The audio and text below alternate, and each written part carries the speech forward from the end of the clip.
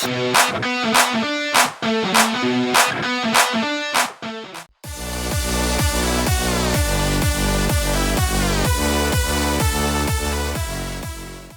was sent this script while I was doing Hudsucker Proxy in Wilmington, North Carolina, and read this script and was just so blown away by it. It was the best script I'd ever read, and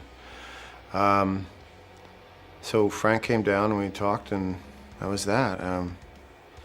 I was working with Roger Deakins at the time on Hudsucker, and asked him to look at it because they didn't have a DP yet, and he got excited by it and came aboard as well. So it was the start of a really interesting ride, you know.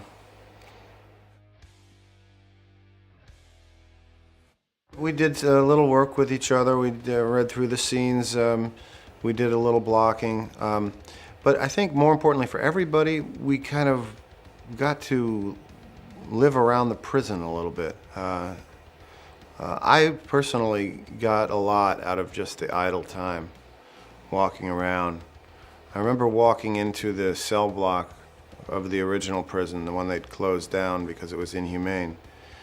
And I remember walking into this cell block with my son, who was about 3 or 4 at the time, and he said, "Daddy, I don't want to be here." I said, "Why not?" He says, "This is a really sad place." And he could feel just this incredible weight of many years of pain and suffering that had gone on in this place. And it was palpable. You could really sense it walking into that place. It was a house of pain. And that Gothic look of the outside of that place and the tremendous I guess they had to recreate the inside because it was unworkable. The production designer did an amazing job recreating it. Thank God we're on a set, because I don't know if anyone would have survived inside there. It was just so horrible. But the rehearsal week also gave me an opportunity to go and be in prison a little bit. I asked to be put in solitary confinement for a while and see what that felt like. And you know, of course, you know, mine was just a sensorial experience. It wasn't really a truly life-altering, you know, I'm not going to tell you anything tremendously significant happened in there, because I always knew I was going to get out. But it gave me the opportunity to listen to what the sounds are and to get a feeling of what it must be like to live for this one little square of the outside, that's your life, that anything that happens outside of that that's different is a life-changing kind of occurrence. A bird, a new bird that you've never seen before, a cloud, the different weathers that happen. I found myself looking through this window a lot in the course of the few hours that I was in there. And I also got a taste of what it must be like to live with a constant threat around you, because there were people in adjacent cells that were terrifying, yelling at me, trying to find out who I was and why I was in for, you know, why I got put into this isolation unit and what was going on. Well, you were in prison, you know, and being that we shot it in a place that probably none of us on the crew or cast would really choose to live. When you got out of the prison, you were kind of still in a semi-prison of Mansfield, Ohio. Very nice people that live there, very supportive, great, you know, involvement in the film from extras and people in the community, but not a place I would choose to live, you know. And but more importantly, it was those walls. It was the prison itself, and being able to be around that and imagine. I think the greatest tool of an actor is their imagination. And when you're placed in an environment that real, it really fuels the imagination in a unique way, so that you could really project what might have happened within these walls and what it must have been like to be there and to know that you're not getting out for a long, long time. And how do you survive? How do you keep your spirit alive? How do you retain hope? I think that Andy has a secret throughout the film, and I played him of someone that the kind of poker player that keeps it very close to the chest, but also that knows he's going to win. I think that the key to that character is that he can never tell anyone this secret, and he can never tell anyone why, but he truly believes that he will get out and never loses that hope. A couple times comes close to it, but he's slowly working methodically towards that end. And that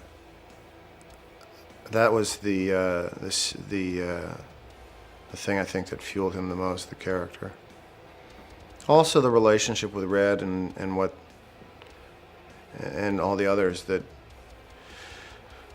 you know, knowing he was innocent, knowing that he had to figure out a way to survive. How do you create freedom in an environment like that? How do you open up the walls and fly away from it every day on a regular basis, and choose to do that on a regular basis, and not let anything defeat you or make you believe that you can't fly away? I think that was really important to the characters, that he did through literature and through his own imagination and through music, was able to live way beyond those walls. The mythic quality of the character that he wrote was that he's working towards an end that is, 30 years, and has that kind of patience, but with the knowledge that if he doesn't do this, he will die. And when it gets around to it, he actually has a way to achieve a real, tangible freedom. That's pretty, unique characteristic, Planning, okay, it's going to take me 30 years, or however long, but I'm going to do it. That kind of patience is mythic. That kind of patience is, other than what we're used to in characters. Well, I believe it came from the knowledge that he was innocent, from his ability to help other people, and also through literature. That when you can live in your imagination through literature and music, that those open avenues of freedom. And maybe this is one of the reasons why the movie's touched such a nerve, is because it says to people that even though you are in a prison, and a lot of us are in prisons, you don't have to be with the brick and mortar and the bars to be in prison. A lot of people are in prisons of relationships, of jobs that they hate, of lives unfulfilled, and have given up hope. And what this movie was saying to them was, it might take a while, it might take some time, but there is light, and there is a beach in Zihuatanejo for you. There is a light at the end of the tunnel, and if you have the patience and the belief, you can make it there. I think that's got to be one of the reasons why the movie has struck such a chord, because it allows people to see that they can get out of the prisons they've created for themselves. Well, Morgan is, I would die to do I would love to do another movie with Morgan. He's really, I had such a good time with him, knowing, first of all, an amazing actor, knowing that anytime you're doing a scene with him, you're going to get back more than you give, no matter how hard you try, because he's so good. And it's such a pleasure to work with people like that. And he's got a great sense of humor, and we were able to talk to each other about things that were going on in the filming and support each other, and kind of had bullshit meters on each other. And it was really, really valuable to have Morgan as a partner in the movie. He was you know, and you know that voice, you know, it's just that leads you through the film. It's every time you hear it, it's like you're. If he were to read what I'd written, I'd be honored. You know what I mean? It's that kind of quality he has, that kind of vocal command, and he's one of a kind. He's really a unique, great guy. We didn't really talk too much about how to play things. I think he trusted me, and I certainly trusted him. That you don't want to come to too many decisions before you enter into that dialogue with someone on screen. In rehearsal, we were kind of just marking it and didn't really want to get there emotionally. Because when you're with someone like that on screen, the immediacy of the emotion can really fuel the spontaneity of the scene. So, you know, you learn your lines, you get your blocking, and then it's such a great feeling to know that when it happens, when we're shooting film, that Morgan's your partner. You know, because you're gonna get something emotionally from him that really takes it into a much deeper level of human behavior, and I hope I gave the same to him. It was always a pleasure to know that in the schedule I had a good three-page scene with him coming up. Yeah, it helped a lot because he wasn't going to change anything, and that script, if it had gotten into the hands of an auteur that wanted to rewrite it and change things, it would have ruined the movie. He knew that script was good, and he kept very true to it, and I commend him for that, and he cast it brilliantly, and he got people around him that were top-level professionals. He was the captain, and he made it happen. That was. I would rather have personally a writer-director, because sometimes what happens when there's a lot of writers is that you lose what the vision of the thing is. It becomes many people's vision, and ultimately it becomes maybe a studio executive's vision because there's so many damn writers on it. So you don't quite know what you're doing. You know, you can guess and stab at it, but you don't have the clear vision leading. It's like you're on a ship and you got 3 captains yelling out different orders, and you're not sure exactly what to do. In those kinds of situations, it's ultimately up to you and your professionalism to listen to one and ignore the other 2. But in this case, it was about one person's goal, one person's vision. That was refreshing. There was a few things. I remember when we were about to shoot the rape scene, and in the script was kind of graphic, and I thought, well, you know what? I talked to Frank early on, when we first met. He said, I hate violence on film, but it's necessary. But sometimes you can get something much more violent if you hear it, or if it's just suggested. And I remember that scene came up, and I was really glad that Frank shot it that way. It's because I think what happens is that the actual physical act of violence is an alienating one, and it kind of removes an audience for that brief moment. And you can win them back, but I thought that was a necessary thing. And other moments of violence in the movie were handled similarly. That what other things? The whole summer was interesting because it was really hot, and it was a hard shoot. You know, it was tough working conditions. Be in that prison, and a lot of patience for everybody. So when we were tarring the roof, they were really tarring the roof, and it was really hot, and we really got a sense of it. And I don't know, I have recollections that are kind of varied, and lots of good memories, some tough days.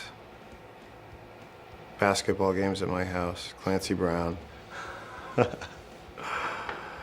We had some good games.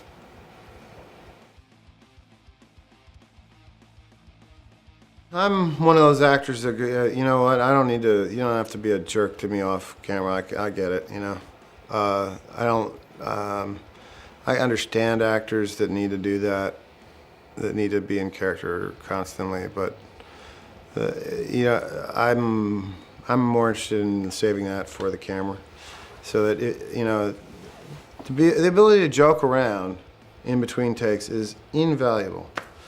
It's because especially when you're doing something that is a drama, it's really, really great to have actors that can just throw it away for a second and take the piss out of a scene and get some laughs. I think it's really helps the long days. And Clancy's one of those people. He doesn't carry it around with him. He's a very funny guy. He'd be great in comedies. But it was great to end the movie that way. I mean, how can you beat that? Going to St. Croix and pretending it's Mexico, and after a long, hard summer, now you're on the beach, and if any lines to remember, it's just a matter of seeing them. And it was a nice way to end, and I think it was a good closure for everyone. In many ways, the movie is a love story too. It is about two people finding their way to each other, becoming very good friends, and being separated, and then being reunited. And that would be my, that's another reason I think the movie has struck such a chord and become so popular, is because I defy you to mention 10 films that have two males in a friendship relationship that does not involve car chases or scamming on women or all the other things you see in buddy movies, caper movies. This one is a movie about two men and their friendship.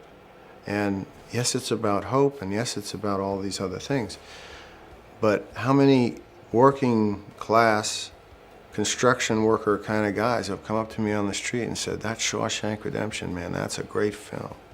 Because I think especially American males, we don't get that model in films. We don't get that opportunity in films to understand that you can have a deep friendship with another man that is not sexual, that is not about beating up people, that is not about stealing something or scamming on a woman. That there is a real chance to have an emotional bond with another man that is a significant and important part of your life. And lately they've actually been getting the title right too. I've had Shawshank Reduction, and what is that Scrimshaw thing you did? And lately they've been getting the title right. But yeah, a lot of people, more than any other movie I've done, have come up to me about that movie. And it's not just, "Hey, I like that movie. You were really good in that movie." It's, "That movie was important to me," or "That's my favorite movie of all time," or "I've seen that movie 25 times, and if it comes on tomorrow, I'll watch it again." And that movie made me feel such human things, and I don't really get that from movies, and thank you for making that movie. Really extraordinary kind of testimonials about what that movie means to them personally. And it's really, I feel real blessed to be a part of something like that, because it really truly has become a phenomenon. It's become this thing that is living in people's hearts and minds much longer than most movies do. And hopefully will continue to live in future generations. It become a kind of classic for all time, you know. That's really, God, how rare is that, and how lucky am I to be in a movie like that? Well, I don't want to comment on, I mean, it's hard to make a good movie, it really is. It's also hard to make a movie that taps into whatever cultural zeitgeist is happening at the time. That's an impossible thing to predict. Certainly when the movie came out, it didn't immediately strike that chord. It did with the people that saw it, but it didn't attain any kind of mass market when it first came out. And, you know, different people have different theories for that. Well, it was the title, it was the marketing, blah, blah, blah. Who knows? I don't know. It doesn't matter to me, because that's the testament of a movie of how unimportant the first few weeks of business of a movie are. I mean, you see movies that were unsuccessful in their initial releases that have become some of the top movies of all time. Two of them in particular, Citizen Kane, It's a Wonderful Life, were both bombs when they came out. And for some reason, they retained and retained and retained audiences and became, over the years, more and more renowned, to the point where if you were to name top movies of all time in people's hearts, you know, I think those two are definitely up there. So it's impossible to predict. It's impossible to understand really what the phenomenon is. I have, you know, my theories, and, you know, different people have their different theories, but I guess in the end it's a good story, and it's a good movie, and it's about humanity in a way that offers hope. And so many movies, especially today, feel like they have to take a cynical attitude in order to be cool. That in order to be cutting edge, you have to be acerbic and negative and condescending to your audience. And happy ending? Are you kidding me? You know, that's not life. There's no happy endings in life. Well, this one is a happy ending. It earns it, though. You know, it earns it through a long process, and maybe that's one of the reasons why it's revered the way it is because it offers a hope, but it doesn't offer it cheaply. And I think oftentimes when filmmakers react so strongly against happy endings, it's because they seem tacked on, they seem obligatory, or they seem to be the result of a test screening of a marketing survey, rather than something that's earned.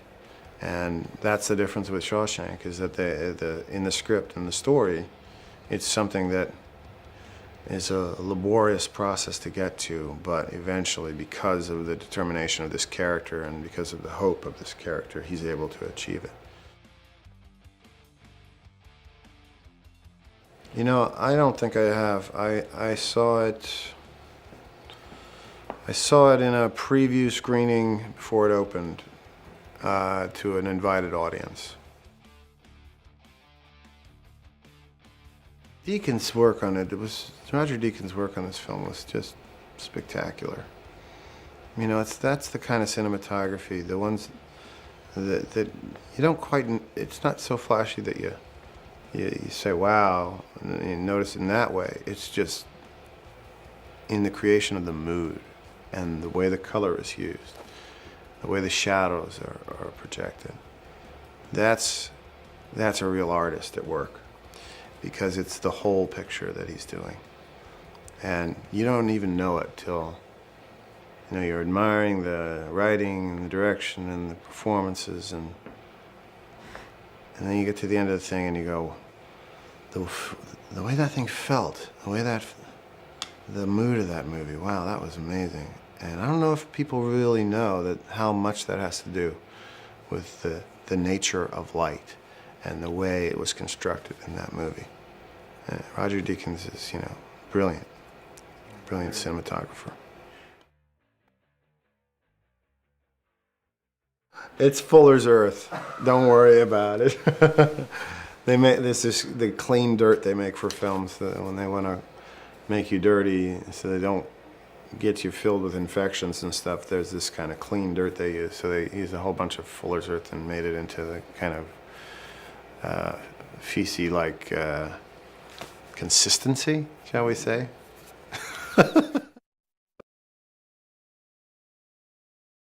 The pipe was constructed into the hillside near the prison. I mean, so when you see the prison in the background, you're really seeing the prison. It was right by a little creek. Now, the creek is, I don't know what that creek was, you know. That was the scary part. Because, you know, it's a farming community, so you have to be careful in creeks and farming communities, because they could be just filled with, you know, cow urine and feces of another kind. So we pumped in some cleaner water just to dilute whatever might be in there, but, you know, you never know. Take me to the river, wash me in the water, washing me down. Yeah, it is totally religious. It's the exaltation. It's the thank you, God, I'm out, and cleanse me now. Cleanse me of this filth, of this experience, of this prison, of this enslavement, you know. I really felt really strongly that I had to just reach up to heaven and ask it to cleanse me, you know. I had the sense of I'm out of there, but at the same time, if I didn't do things very quickly and efficiently, I could get caught. So, you know, you're not really free until you're on that boat in Mexico. So it's, you know, the moment of, you know, there had to be a cleansing before I could take these clothes off. And then I had my bag with me, you know, that had my clothes in it. But, yeah.